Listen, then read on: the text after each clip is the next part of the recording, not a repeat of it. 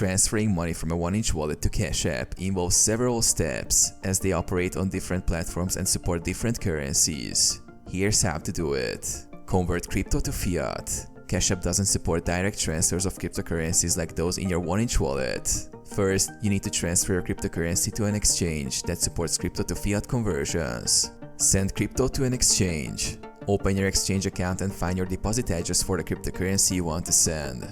Open the 1inch wallet and select the token you want to transfer. Tap Send and paste the deposit address from the exchange. Specify the amount and confirm the transaction.